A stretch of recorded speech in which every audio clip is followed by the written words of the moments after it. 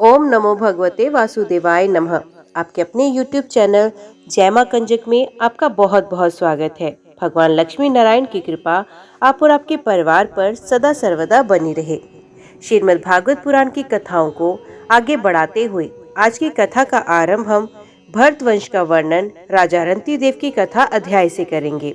उम्मीद करती हूँ कथा का पूरा फल लेने के लिए आप कथा को शुरू से लेकर अंत तक जरूर श्रवण करेंगे। ओम नमो भगवते वासुदेवाय नमः। श्री सुखदेव जी कहते हैं, परीक्षित, विदित अथवा भरद्वाज का पुत्र था मन्यु। मन्यु के 5 पुत्र हुए, भैतृष्ट, जय, महावीर्य, नर और गर्ग। नर का पुत्र था संकृति। संकृति के 2 पुत्र हुए, गुरु और रंतिदेव। परीक्षित, रंतिदेव का निर्मल यश इस लोक और परलोक में सब जगह गाया जाता है।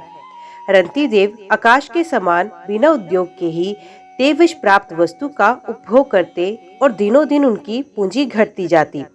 जो कुछ मिल जाता उसे भी दे डालते और स्वयं भूखे रहते। वे संग्रह परिग्रह ममता से रहित और बड़े धैर्यशाली थे और अपने कुटुंब के साथ दुख भोग रहे थे। एक बार तो लगातार 48 दिन ऐसे बीत गए कि उन्हें पानी तक पीने को नहीं मिला। 49वें दिन प्रातः काल ही उन्हें कुछ घी, खीर, हलवा और जल मिला। उनका परिवार बड़े संकट में था। भूख और प्यास के मारे वे लोग कांप रहे थे। परंतु ज्यों ही उन लोगों ने भोजन करना चाहा, त्यों ही एक ब्राह्मण अतिथि के रूप में आ गया। रंतिदेव सब में श्री भगवान के ही दर्शन करते थे, अतएव उन्होंने बड़ी श्रद्धा से आदर पूर्वक उसी अन्न में से ब्राह्मण को भोजन कराया। ब्राह्मण देवता भोजन करके चले गए। परीक्षित, अब बचे हुए अन्न को रंतिदेव ने आपस में बांट लिया और भोजन करना चाहा। उसी समय एक दूसरा शूद्र अतिथि आ गया। रंतिदेव ने भगवान का स्मरण करते हुए उस बचे हुए अन्न में से भी कुछ भाग शूद्र के रूप में आए अतिथि को खिला दिया। जब शूद्र खा पीकर चला गया, तब कुत्तों के लिए हुए एक और अतिथि आया। उसने कहा, राजन, मैं और मेरे ये कुत्ते बहुत भूखे हैं, हमें कुछ खाने को दीजिए। रंतिदेव ने अत्यंत आदर भाव से जो कुछ बच रहा था सबका सब उसे दे दिया और भगवन्य होकर उन्होंने कुत्ते और कुत्तों के स्वामी के रूप में आए हुए भगवान को नमस्कार किया। अब केवल जल ही बच रहा था और वे भी केवल एक मनुष्य के पीने भर का था। वे उसे आपस में बांटकर पीना ही चाहते थे कि एक चांडाल और आ पहुंचा। उसने कहा, मैं अत्यंत नीच हूँ, मुझे जल पिला दीजिए। चांडाल की ये करुणापूर्ण वाणी, जिसके उच्चारण में भी वे अत्यंत कष्ट पा रहा था, सुनकर रंतिदेव दया से अत्यंत संतप्त हो उठे और ये अमृत में वचन कहने लगे, मैं भगवान से 8 सिद्धियों से युक्त परम गति नहीं चाहता, और तो क्या, मैं मोक्ष की भी कामना नहीं करता। मैं चाहता हूँ तो केवल यही कि मैं संपूर्ण प्राणियों के हृदय में स्थित हो जाऊं और उनका सारा दुख मैं ही सहन कर सकूं, जिससे और किसी भी प्राणी को दुख ना हो। ये दीन प्राणी जल पीकर जीना चाहता था। जल दे देने से इसके जीवन की रक्षा हो गई। अब मेरी भूख प्यास की पीड़ा, शरीर की शिथिलता, दीनता, ग्लानि, शोक, विषाद और मोह, ये सब के सब जाते रहे। मैं सुखी हो गया। इस प्रकार कहकर रंतिदेव ने वे बचा हुआ जल भी उस चांडाल को दे दिया। यद्यपि जल के बिना वे स्वयं मर रहे थे, फिर भी स्वभाव से ही उनका हृदय इतना करुणापूर्ण था कि वे अपने को रोक ना सके। उनके धैर्य की भी कोई सीमा नहीं थी। परीक्षित, ये अतिथि वास्तव में भगवान की रची हुई माया के ही विभिन्न रूप थे। परीक्षा पूरी हो जाने पर अपने भक्तों की अभिलाषा पूर्ण करने वाले त्रिभुवन स्वामी ब्रह्मा, विष्णु और महेश तीनों उनके सामने प्रकट हुए। रंतिदेव ने उनके चरणों में नमस्कार किया। उन्हें कुछ लेना तो नहीं था। भगवान की कृपा से वे आसक्ति और स्पृहा से भी रहित हो गए तथा परम प्रेम में भक्ति भाव से अपने मन को भगवान वसुदेव में तन्मय कर दिया। कुछ भी मांगा नहीं। परीक्षित, उन्हें भगवान के सिवा और किसी भी वस्तु की इच्छा तो थी ही नहीं। उन्होंने अपने मन को पूर्ण रूप से भगवान में लगा दिया, इसलिए त्रिगुणमयी माया जागने पर स्वप्न दृश्य के समान नष्ट हो गई। रंतिदेव के अनुयायी भी उसके संग के प्रभाव के योगी हो गए और सब भगवान के ही आश्रित परम भक्त बन गए। मन्यु पुत्र गर्ग से शिनी और शिनी से गार्ग्य का जन्म हुआ। यद्यपि गार्ग्य क्षत्रिय था, फिर भी उससे ब्राह्मण वंश चला। महावीर का पुत्र था द्रुतस्य। द्रुतस्य के 3 पुत्र हुए, त्रैरुणी, कवि और पुष्पकारुणी। ये तीनों ब्राह्मण हो गए। बृहदक्षर का पुत्र हुआ हस्ती। उसने हस्तिनापुर बसाया था। हस्ती के 3 पुत्र थे, अजमेर, त्वमेर और पुरमेर। अजमेर के पुत्रों में प्रियमेध आदि ब्राह्मण हुए। इन्हीं अजमेर के एक पुत्र का नाम था बृहदृषु। बृहदृषु का पुत्र हुआ बृहधनु, बृहधनु का बृहकात्य तथा बृहत्कार का जयद्रथ, और जयद्रथ का पुत्र हुआ विशद, और विशद का सेनजित। सेनजित के 4 पुत्र हुए, ऋचिराश्व, दृढ़हनु, काश्य और वत्स। ऋषिराश्व का पुत्र पार था, और पार का पृथुसेन। पार के दूसरे पुत्र का नाम था नीप। उसके 100 पुत्र हुए। इसी नीप ने छाया शुक की कन्या कृत्वी से विवाह किया था। उससे बृहदत्त नामक पुत्र हुआ। बृहदत्त बड़ा योगी था। उसने अपनी पत्नी सरस्वती के गर्भ से विश्वक्सेन नामक पुत्र उत्पन्न किया। इसी विश्वक्सेन ने जैगीषव्य देश के योग शास्त्र की रचना की। विश्वक्सेन का पुत्र था उदकस्वन, और उदकस्वन का भल्लाद। ये सब बृहदृषु के वंशज हुए। द्विमूढ़ का पुत्र था यवीनर, यवीनर का कृतिमान, कृतिमान का सत्यधृति, सत्यधृति का दृढ़नेमी, और दृढ़नेमी का पुत्र सुपार्श हुआ। सुपार्श से सुमति, सुमति से संतिमान, और संतिमान से कृति का जन्म हुआ। उसने हिरण्यनाभ से योग विद्या प्राप्त की तथा प्राच्यसाम नामक ऋचाओं की 6 संहिताएं कही थी। कृति का पुत्र नीप था। नीप का उग्रायुध, उग्रायुध का क्षेम्य, क्षेम्य का सुवीर, और सुवीर का पुत्र था रिपुंजय। रिपुंजय का पुत्र था बहुरथ। द्विमूढ़ के भाई पुरुमीर को कोई संतान नहीं हुई। अजमेर की दूसरी पत्नी का नाम था नलिनी। उसके गर्भ से नील का जन्म हुआ। नील का शांति, शांति का सुशांति, सुशांति का पुरुष, पुरुष का अरक, और अरक का पुत्र भैमाश्व हुआ। भैमाश्व के 5 पुत्र थे, मुद्गल, यवीनर, बृहदृषु, काम्पिल्य और संजय। भम्याश ने कहा, ये मेरे पुत्र 5 देशों का शासन करने में समर्थ हैं, इसीलिए ये पांचाल नाम से प्रसिद्ध हुए। इनमें मुद्गल में मौदगल्य नामक ब्राह्मण गोत्र की प्रवृत्ति हुई। भम्याश के पुत्र मुद्गल से यमज संतान हुई। उनमें पुत्र का नाम था दिवोदास और कन्या का अहिल्या। अहिल्या का विवाह महर्षि गौतम से हुआ। गौतम के पुत्र हुए शतानंद। शतानंद का पुत्र सत्यधृति था। वे धनुर्विद्या में अत्यंत निपुण था। सत्यधृति के पुत्र का नाम था शरद्वान। एक दिन उर्वशी को देखने से शरद्वान का वीर्य मूंज के झाड़ पर गिर पड़ा। उससे एक शुभ लक्षण वाले पुत्र पुत्री का जन्म हुआ। महाराज शांतनु की उस पर दृष्टि पड़ गई, क्योंकि वे उधर शिकार खेलने के लिए गए थे। उन्होंने दयावश दोनों को उठाया। उनमें जो पुत्र था उसका नाम कृपाचार्य हुआ, और जो कन्या थी उसका नाम हुआ कृपी। ये कृपी द्रोणाचार्य की पत्नी हुई। परीक्षित दिवोदास का पुत्र था मित्रेयु। मित्रेयु के 4 पुत्र हुए, च्यवन, सुदास, सहदेव और सोमक। सोमक के 100 पुत्र थे। उनमें सबसे बड़ा जंतु और सबसे छोटा पृषित था। पृषित के पुत्र द्रुप्त थे। द्रुप्त के द्रौपदी नाम की पुत्री और धृष्टद्युम्न आदि पुत्र हुए। धृष्टद्युम्न का पुत्र था धृष्टकेतु। भम्याश के वंश में उत्पन्न हुए ये नरपति पांचाल कहलाए। अजमेर का दूसरा पुत्र था ऋष्व। उनके पुत्र हुए संवरण। संवरण का विवाह सूर्य की कन्या तप्ती से हुआ। उन्हीं के गर्भ से कुरुक्षेत्र के स्वामी कुरु का जन्म हुआ। कुरु के 4 पुत्र हुए, परीक्षित, संधवा, जुहनु और निष्ठाश्व। सुधनवा से सुहोत्र, सुहोत्रा से च्यवन, च्यवन से कृति, कृति से उपरिचवसु और उपरिचवसु से बृहद्रथ आदि कई पुत्र उत्पन्न हुए।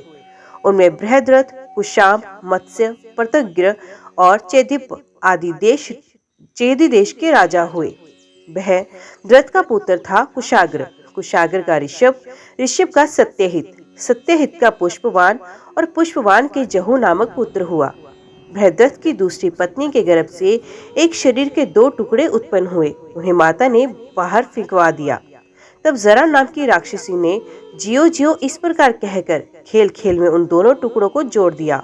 उसी जोड़े हुए बालक का नाम हुआ जरासंध। जरासंध का सहदेव, सहदेव का सोमापी और सोमापी का पुत्र हुआ ऋतुशुभा। कुरु के ज्येष्ठ पुत्र परीक्षित के कोई संतान नहीं हुई। जहनु का पुत्र था सुरथ।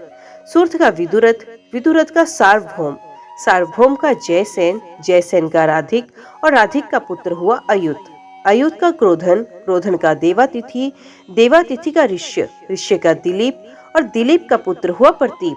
प्रतीप के 3 पुत्र थे, देवापी, शांतनु और भालिक। देवापी अपना पैतृक राज्य छोड़कर वन में चला गया, इसलिए उसके छोटे भाई शांतनु राजा हुए।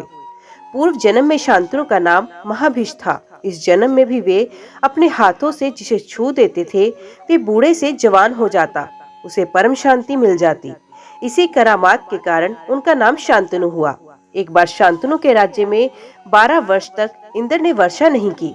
इस पर ब्राह्मणों ने शांतनु से कहा, तुमने अपने बड़े भाई देवापी से पहले ही विवाह, अग्निहोत्र और राजपद को स्वीकार किया, अब तुम परिवेत्ता हो, इसी से तुम्हारे राज्य में वर्षा नहीं होती। अब यदि तुम अपने नगर और राष्ट्र की उन्नति चाहते हो तो शीघ्र से शीघ्र अपने बड़े भाई को राज्य लौटा दो। जब ब्राह्मणों ने शांतनु से इस प्रकार कहा, तब उन्होंने वन में जाकर अपने बड़े भाई देवापी से राज्य स्वीकार करने का अनुरोध किया। परंतु शांतनु के मंत्री अश्मरात ने पहले से ही उनके पास कुछ ऐसे ब्राह्मण भेजे जो वेद को दूषित करने वाले वचनों से देवापी को वेद मार्ग से विचलित कर चुके थे। इसका फल ये हुआ कि देवापी वेदों के अनुसार गृहस्थ आश्रम स्वीकार करने की जगह उसकी निंदा करने लगा, इसलिए वे राज्य के अधिकार से वंचित हो गए और तब शांतनु के राज्य में वर्षा हुई। देवापी इस समय भी योग साधना कर रहे हैं और योगियों के प्रसिद्ध निवास स्थान कलाप ग्राम में रहते हैं। जब कलयुग में चंद्रवंश का नाश हो जाएगा, तब सतयुग के प्रारंभ में वे फिर उसकी स्थापना करेंगे। शांतनु के छोटे भाई भालिक का पुत्र हुआ सोमदत्त। सोमदत्त के 3 पुत्र हुए, भूरी, भूरिश्रवा और शल। शांतनु के द्वारा गंगा जी के गर्भ से नष्टिक ब्रह्मचारी भीष्म का जन्म हुआ। वे समस्त धर्मज्ञों में सिरमौर भगवान के परम प्रेमी भक्त और परम ज्ञानी थे। वे संसार के समस्त वीरों के अग्रगण्य नेता थे। औरों की तो बात ही क्या, उन्होंने अपने गुरु भगवान परशुराम को भी युद्ध में संतुष्ट कर दिया था। शांतनु के द्वारा दाशराज की कन्या के गर्भ से 2 पुत्र हुए, चित्रांगन और विचित्रवीर्य। चित्रांगन और चित्रांगन नामक गंधर्व ने मार डाला। इसी दाशराज की कन्या सत्यवती से पराशर जी के द्वारा मेरे पिता भगवान के कलावतार स्वयं भगवान श्री कृष्ण द्वैपायन व्यास जी अवतीर्ण हुए। उन्होंने वेदों की रक्षा की। परीक्षित, मैंने उन्हीं से श्रीमद् भागवत पुराण का अध्ययन किया था। ये पुराण परम गोपनीय, अत्यंत रहस्यमय है। इससे मेरे पिता भगवान व्यास जी ने अपने पैल आदि शिष्यों को इसका अध्ययन नहीं कराया, मुझे ही इसके योग्य अधिकारी समझा। एक तो मैं उनका पुत्र था और दूसरे शांति आदि गुण भी मुझ में विशेष रूप से थे। शांतनु के दूसरे पुत्र विचित्रवीर्य ने काशीराज की कन्या अंबिका और अंबालिका से विवाह किया। उन दोनों को भीष्म जी स्वयंवर से बलपूर्वक ले आए थे। विचित्रवीर्य अपनी दोनों पत्नियों में इतना आसक्त हो गया कि इससे राज्य क्षमा रोग हो गया और उसकी मृत्यु हो गई। माता सत्यवती के कहने से भगवान व्यास जी ने अपने संतानहित भाइयों की स्त्रियों से धृतराष्ट्र और पांडु 2 पुत्र उत्पन्न किए। उनकी दासी से तीसरे पुत्र विदुर जी हुए। परीक्षित, धृतराष्ट्र की पत्नी थी गांधारी, उसके गर्भ से 100 पुत्र हुए। उनमें सबसे बड़ा था दुर्योधन। कन्या का नाम था दुशला। पांडु की पत्नी थी कुंती। शापवश पांडु स्त्री सहवास नहीं कर सकते थे, इसलिए उनकी पत्नी कुंती के गर्भ से धर्म, वायु और इंद्र के द्वारा क्रमश युधिष्ठिर, भीमसेन और अर्जुन नाम के 3 पुत्र उत्पन्न हुए। ये तीनों के तीनों महारथी थे। पांडु की दूसरी पत्नी का नाम था माद्री। दोनों अश्विनी कुमारों के द्वारा उसके गर्भ से नकुल और सहदेव का जन्म हुआ। परीक्षित, इन 5 पांडवों के द्वारा द्रौपदी के गर्भ से तुम्हारे 5 चाचा उत्पन्न हुए। इसमें से युधिष्ठिर के पुत्र का नाम था प्रतिविंध्य, भीमसेन का पुत्र था ऋतसेन, अर्जुन का ऋतुकीर्ति, नकुल का शतानिक और सहदेव का ऋतुक्रमा। इसके सिवा युधिष्ठिर के पौरवी नाम की पत्नी से देवक और भीमसेन के हिंडब्बा से घटोत्कच और काली से सर्वक्त नाम के पुत्र हुए। सहदेव के पर्वत कुमारी विजया से सुहोत्र और नकुल से क्रेनुमति से निर्मित्र हुआ। अर्जुन द्वारा नाग कन्या लूपी के गर्भ से इरावान और मणिपुर नरेश की कन्या बब्रुवाहन का जन्म हुआ। बब्रुवाहन अपने नाना का ही पुत्र माना गया, क्योंकि पहले से ही ये बात तय हो चुकी थी। अर्जुन की सुभद्रा नाम की पत्नी से तुम्हारे पिता अभिमन्यु का जन्म हुआ। वीर अभिमन्यु ने सभी अतिरथियों को जीत लिया। अभिमन्यु के द्वारा उत्तरा के गर्भ से तुम्हारा जन्म हुआ। परीक्षित, उस समय कुरु वंश का नाश हो चुका था। अश्वत्थामा के ब्रह्मास्त्र से तुम भी जल ही चुके थे, परंतु भगवान श्री कृष्ण ने अपने प्रभाव से तुम्हें उस मृत्यु से जीता जागता बचा लिया। परीक्षित, तुम्हारे पुत्र तो सामने ही बैठे हुए हैं। इनके नाम है जन्मेजय, रुद्रसेन, भीमसेन और उग्रसेन। ये सब के सब बड़े पराक्रमी हैं। जब तक्षक के काटने से तुम्हारी मृत्यु हो जाएगी, तब इस बात को जानकर जन्मेजय बहुत क्रोधित होगा और ये सर्प यज्ञ की आग में सर्पों का हवन करेगा। ये कावेश्य तुर को पुरोहित बनाकर अश्वमेध यज्ञ करेगा और सब ओर से सारी पृथ्वी पर विजय प्राप्त करके यज्ञ के द्वारा भगवान की आराधना करेगा। जन्मेजय का पुत्र होगा शतानिक। वे याज्ञवल्क्य ऋषि से 3 वेद और कर्मकांड की तथा कृपाचार्य से अस्त्र विद्या की शिक्षा प्राप्त करेगा एवं शौनक जी से आत्मज्ञान का संपादन करके परमात्मा को प्राप्त करेगा। शतानिक का सहस्रनिक, सहस्रनिक का अश्वमेघ, अश्वमेधज का असीम कृष्ण, असीम कृष्ण का पुत्र होगा नैमिचक्र। जब हस्तिनापुर गंगा जी में बह जाएगा, तब वे कुशंबीपुरी में सुखपूर्वक निवास करेगा। नेमिचक्र का पुत्र होगा चित्ररथ, चित्ररथ का कविरथ, कविरथ का वृष्टिमान, वृष्टिमान का राजा सुषेण, सुषेण का सुनीत, सुनीत का नृचक्षु, नृचक्षु का सुखीनल, सुखीनल का परिपल्व, परिपल्व का सुनय, सुनय का मेधावी, मेधावी का नरपंज, नरपंज का दुर्व और दुर्व का पुत्र तिमी होगा। तिमी से बृहद्रथ, बृहद्रथ से सुदास, सुदास से शतानिक, शतानिक से दुर्धमन, दुर्धमन से वहिनर, वहिनर से दंडपाणि, दंडपाणि से तिमी और तिमी से राजा शेमक का जन्म होगा। इस प्रकार मैंने तुम्हें ब्राह्मण और क्षत्रिय दोनों उत्पत्ति स्थान सोम वंश का वर्णन सुनाया। बड़े बड़े देवता और ऋषि इसी वंश का सत्कार करते हैं। ये वंश कलयुग में राजा शेमक के साथ ही समाप्त हो जाएगा। अब मैं भविष्य में होने वाले मगध देश के राजाओं का वर्णन सुनाता हूँ। जरासंध के पुत्र सहदेव से मार्जरी, मार्जरी से ऋतुश्रवा, ऋतुश्रवा से आयुतायु और आयुतायु से निर्मित्र नामक पुत्र होगा। निर्मित्र से सुनशत्र, सुनशत्र से भरतसेन, भरतसेन से कर्मजीत, कर्मजीत के सुरतंज, सुरतंज के विप्र और विप्र के पुत्र का नाम होगा शुचि, शुचि से शेम, शेम से सुवर्त, सुवर्त से धर्मसूत्र, धर्मसूत्र से शम, शम से धुमसेन, धुमसेन से सुमति और सुमति से सुबल का जन्म होगा। सुबल का सुनीत, सुनीत का सत्यजीत, सत्यजीत का विश्वजीत और विश्वजीत का पुत्र रिपुंजय होगा। ये सब बृहद्रथ वंश के राजा होंगे। इसका शासनकाल 1000 वर्ष के भीतर ही होगा। परीक्षित, याति नंदन अनु के 3 पुत्र हुए, सभानर, चक्षु और परोक्ष। सभानर के कालनर, कालनर का संजय, संजय का जन्मेजय, जन्मेजय का महाशील, महाशील का पुत्र हुआ महामना। महामना के 2 पुत्र हुए, उशीनर और तितिक्षु। उशीनर के 4 पुत्र थे, शिबी, वन, शमी और दक्ष। शिबी के 4 पुत्र हुए, वृषाद्रव, सुवीर, मद्र और कैकेयी। उशीनर के भाई तितिक्षु के रुषदृष्ट, रुषदृष्ट के हेम, हेम के सुतपा और सुतपा के बलि नामक पुत्र हुआ। राजा बलि की पत्नी के गर्भ से दीर्घतमा मुनि ने 6 पुत्र उत्पन्न किए, अंग, वंग, कलिंग, सुह, पंड्र और अंध्र। इन लोगों ने अपने अपने नाम से पूर्व दिशा में 6 देश बसाए। अंग का पुत्र हुआ खनपान, खनपान का दिव्रत, दिव्रत का धर्मसत और धर्मरथ का चित्ररथ। ये चित्ररथ ही रोमपाद के नाम से प्रसिद्ध था। इसके मित्र थे अयोध्यापति महाराज दशरथ। रोमपाद को कोई संतान नहीं थी, इसलिए दशरथ ने उन्हें अपनी शांता नाम की कन्या गोद दे दी। शांता का विवाह ऋष्यशृंग मुनि से हुआ। ऋष्यशृंग विभांडक ऋषि के द्वारा हरिणी के गर्भ से उत्पन्न हुए थे। एक बार राजा रोमपाद के राज्य में बहुत दिनों तक वर्षा नहीं हुई। तब गणिकाएं अपने नृत्य, संगीत, वाद्य, हाव भाव, आलिंगन और विविध उपहारों से मोहित होकर ऋष्यशृंग को यहाँ ले आई। उनके आते ही वर्षा हो गई। उन्होंने ही इंद्र देवता का यज्ञ कराया। तब संतान ही राजा रोमपाद को भी पुत्र हुआ और पुत्रहीन दशरथ ने भी उन्हीं के प्रयत्न से 4 पुत्र प्राप्त किए। रोमपाद का पुत्र हुआ चतुरंग और चतुरंग का पृथुलाक्ष, पृथुलाक्ष के बृहद्रथ और बृहद कर्मा और बृहदधानु 3 पुत्र हुए। बृहदत्त का पुत्र हुआ बृहन्मना और बृहन्मन का जयद्रथ। जयद्रथ की पत्नी का नाम था संभूति। उसके गर्भ से विजय का जन्म हुआ। विजय का धृति, धृति का धृतव्रत, धृतव्रत का सत्कर्मा, सत्कर्मा का पुत्र था अधिरथ। अधिरथ को कोई संतान नहीं थी। किसी दिन वे गंगा तट पर क्रीड़ा कर रहा था कि देखा एक पिटारी में नन्हा सा शिशु बहा चला जा रहा है।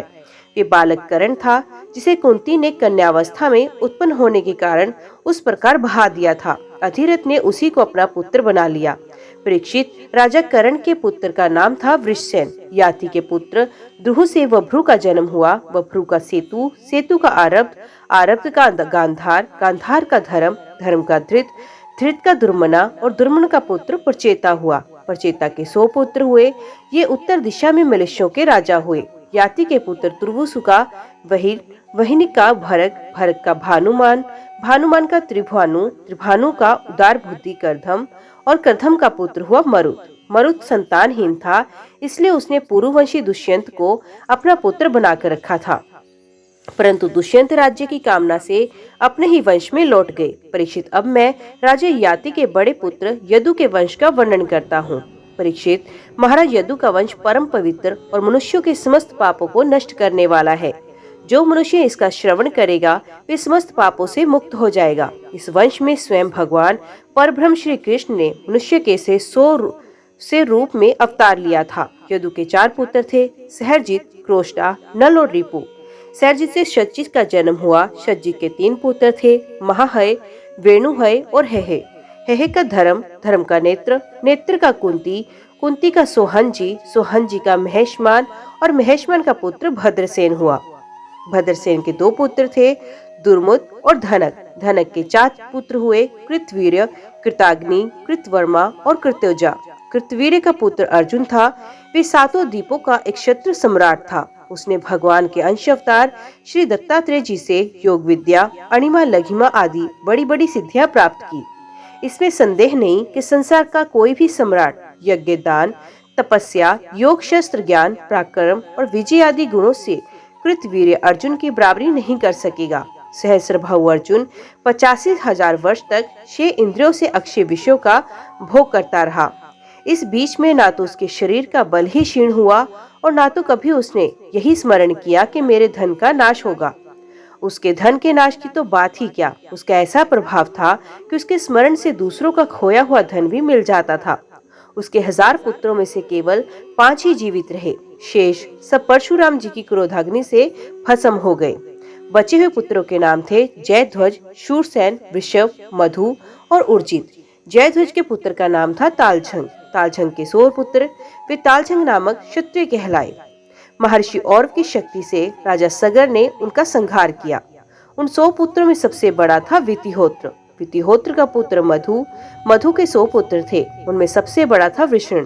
परीक्षित, इन्हीं मधु, वृषण और यदु के कारण ये वंश माधव, वार्ष्णेय और यादव के नाम से प्रसिद्ध हुआ। यदुनंदन क्रोष्टु के पुत्र का नाम था वर्जिनवान। वर्जिनवान का पुत्र ठाही, शाही का ऋषेकु, ऋषेकु का चित्रत और चित्रत के पुत्र का नाम था शशिबंधु। वे परम योगी, महान, भोगेश्वर संपन्न और अत्यंत पराक्रमी था। वे 14 रत्नों का स्वामी, चक्रवर्ती और युद्ध में अजय था। परम यशस्वी शशबिंदु की 10,000 पत्नियां थी। उनमें से एक एक के लाख लाख संतान हुई। इस प्रकार उसके 100 करोड़ 1 अरब संतानें उत्पन्न हुई। उनमें पृथुश्रवा आदि 6 पुत्र प्रधान थे।